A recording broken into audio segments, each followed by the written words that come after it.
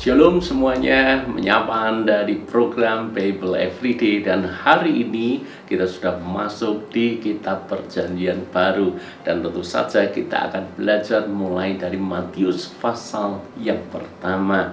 Ada dua perikop di sini, di pasal pertama ini. Perikop pertama tentang silsilah Yesus Kristus, dan perikop kedua tentang kelahiran Yesus Kristus.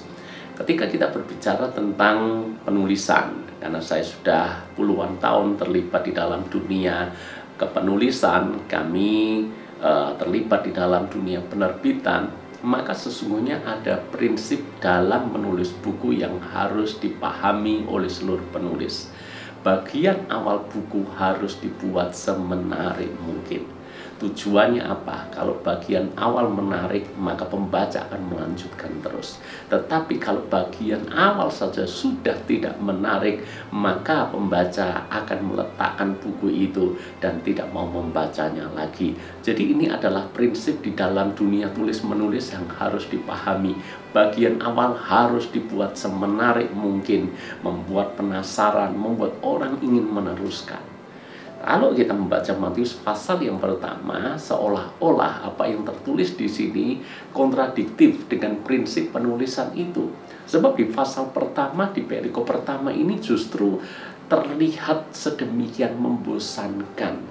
Kenapa? Isinya hanya daftar nama silsilah Yesus Kristus dari Abraham sampai keturunan-keturunan berikutnya. Abraham memperanakan Ishak, Ishak memperanakan Yakub, Yakub memperanakan Yehuda dan saudara-saudaranya dan seterusnya.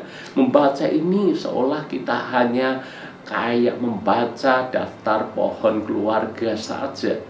Dan itu membosankan. Makanya banyak orang membaca ini sepintas lalu, dan seolah ini bukan hal yang penting. Padahal kita harus memahami bahwa seluruh yang tertulis di dalam Alkitab itu adalah firman Allah yang penting buat kita semuanya.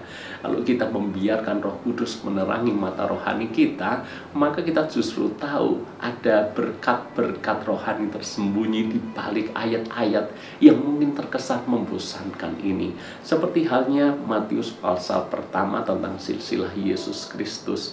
Ada berkat yang indah yang kita temukan dari pasal ini.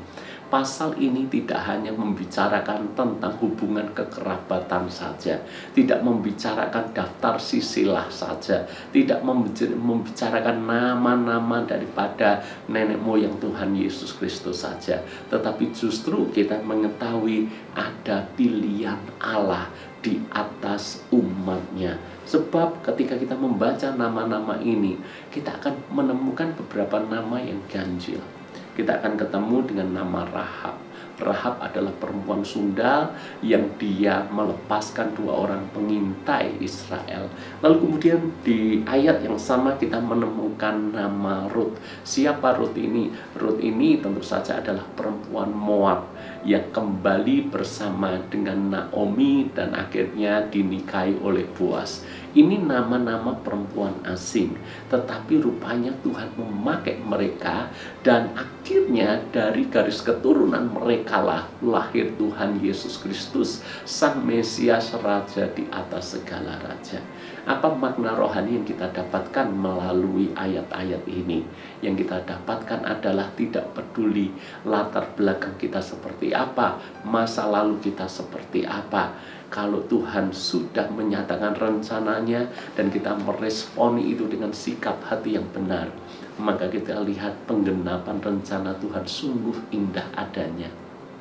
Saya yakin Ruth tidak pernah menyangka bahwa ketika dia menyatakan kesetiaannya kepada Naomi, menyatakan komitmennya, Allahmu adalah Allahku, bangsamu adalah bangsaku. Itu adalah titik balik yang luar biasa di dalam hidupnya. Karena Tuhan memakai Ruth untuk melahirkan raja-raja Israel, termasuk Yesus, Raja di atas segala raja. Jadi pesan rohani yang kita tangkap di pasal yang pertama ini, siapapun kita bisa dipakai Tuhan. Asal kita menyediakan diri kita untuk dipakai Tuhan. Asalkan kita berkomitmen kepada Tuhan seperti halnya Ruth. Kita cinta Tuhan dengan sungguh-sungguh. Saudara-saudara, Tuhan mau memakai Anda. Tuhan mau memakai saya. Dan kita tidak pernah tahu, ketika kita sungguh-sungguh dengan Tuhan, maka generasi-generasi yang ada di bawah kita, mereka akan menjadi generasi yang perkasa. Karena janjinya berlaku buat kita semuanya. Anak cucu orang benar akan mewarisi negeri, dan mereka akan perkasa di bumi ini. Bukankah itu janji yang sangat indah? Itu sebabnya selagi kita masih hidup, mari kita hidup bagi Kristus. Dan kita tidak pernah rugi, dan kita tidak pernah menyesal.